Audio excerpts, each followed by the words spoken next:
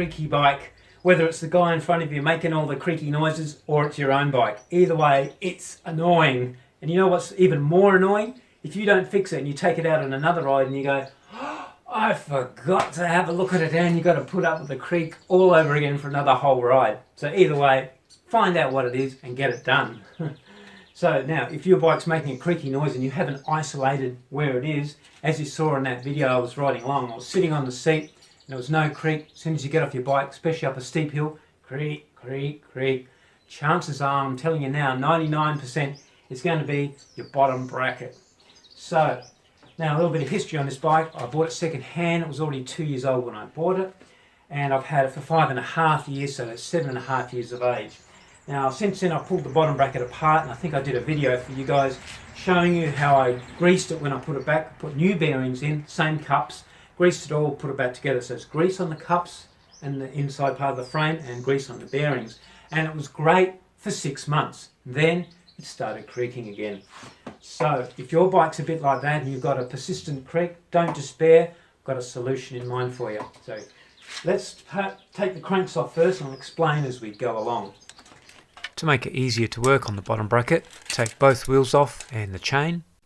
With even pressure, remove the pinch bolts and then the preload cap.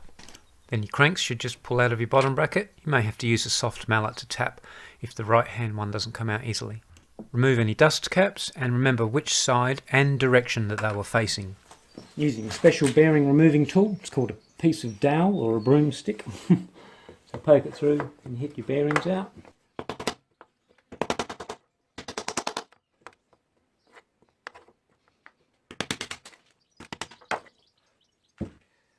And the same with the cups, special tool, and it will gently come out.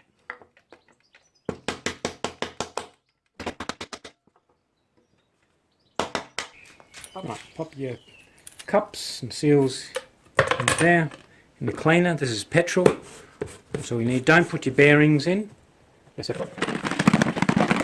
And because there's nothing wrong with these bearings, they're fairly new, so just clean the outside of them.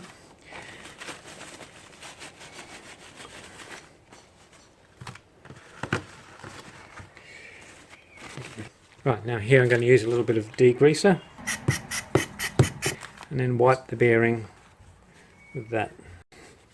And keep doing that till nothing comes off on the cloth and it's nice and clean. I want the bearings as clean as possible.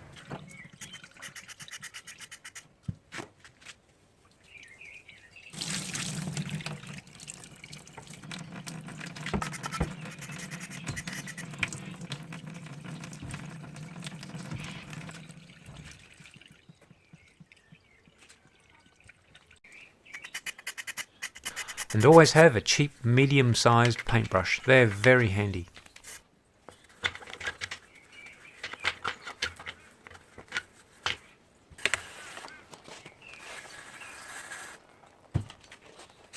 Nice clean cloth. Suck out as much moisture as you can. Now let everything sit to completely dry naturally in the air. Okay, everything's nice and clean and dry, and we can have a look at our bottom bracket area and our cups.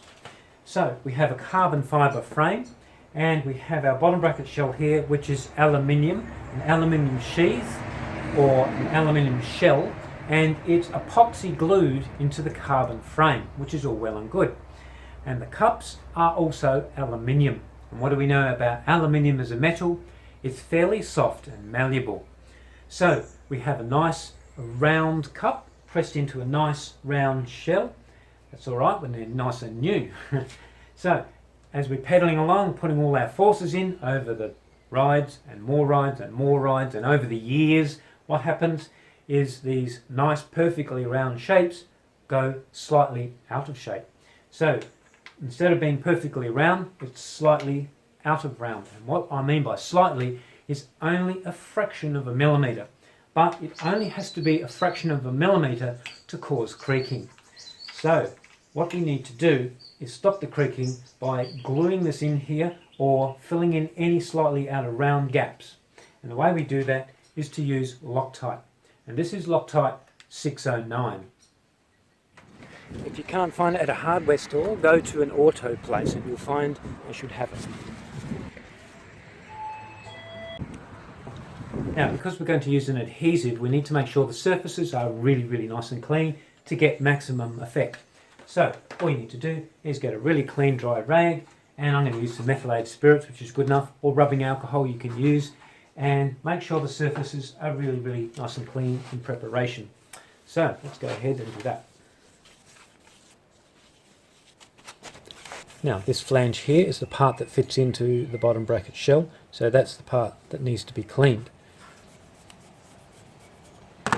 Same with the other one. So here we're using our homemade bottom bracket press, and we're firstly going to press in the cups, of course, so we'll get all that all lined up and ready.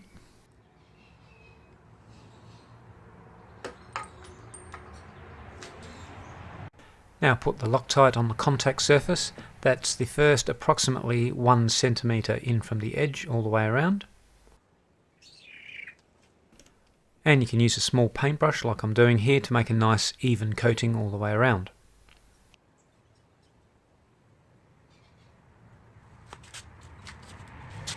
If you spill any on the frame, just wipe it off with a clean rag.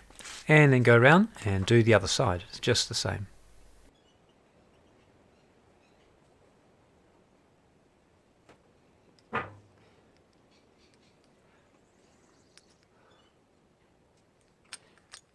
And now put a nice even coating of Loctite on the contact surface of the cups.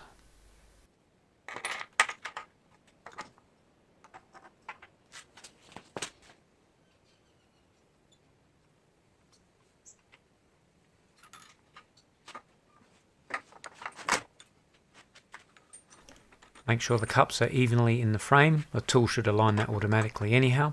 And just do the tool up till the cups are nice and firm.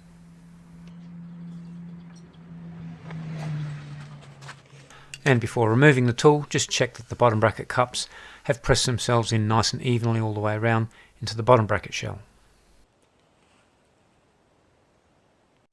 And again, wipe off any excess Loctite from the frame and then remove the bottom bracket press tool.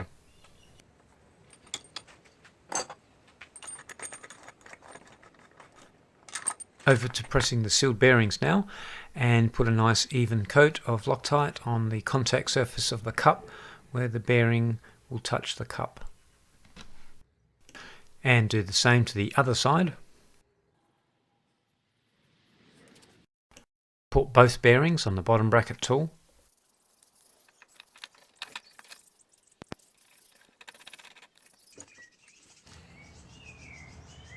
And while the bearings are just hanging there, it's easy to give them a nice even coat of Loctite. And this is on the outside of the outer race on the bearing. Again, same with the other side. And then simply wind up the tool to press the bearings in. Again, nice and firm, but not tight. Don't want to break anything. And check that the bearings have been evenly pressed into the cups. Now over to the crank, and you'll need to put on any spacers, washers or dust caps onto the crank splined axle before applying the Loctite. And a final clean with either a paper towel or a nice dry rag to the contact surfaces before applying the Loctite. And the same procedure, a nice even coating of Loctite onto the surface here of the inner race. Try not to spill any on the dust cap. Better to use too little amount of Loctite and to have it spilling over onto the dust caps, and it'll be difficult to remove later. And an even coating of Loctite onto the axle itself. And you've got to put it where the bearing race sits, and if you're not sure, if you can't see, usually the bearings leave some sort of a mark. Here you can see some marks on the axle, just there.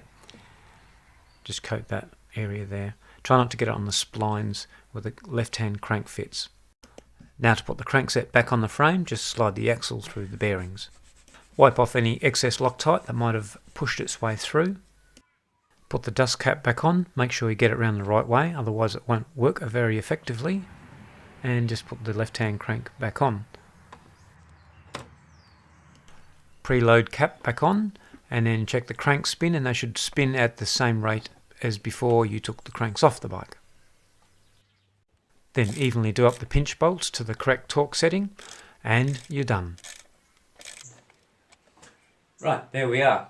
Remember to allow at least 24 hours for the Loctite to cure before you ride your bike. For me, it won't be till Sunday that I ride this, so that's 2.5 days time, plenty.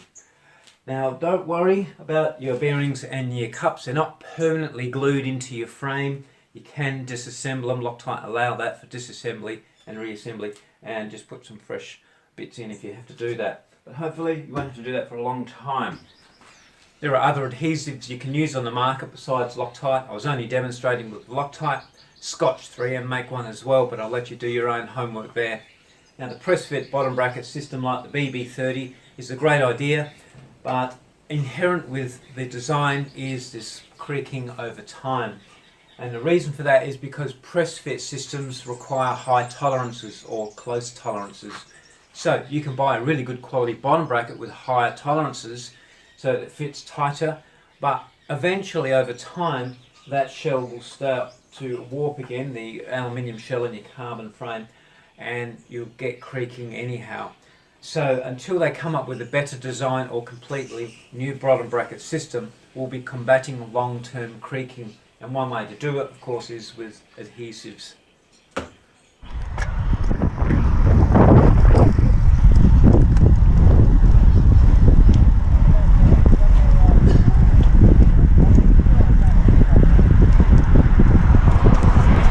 There you go, no creaking yet. Hopefully no creaking ever now.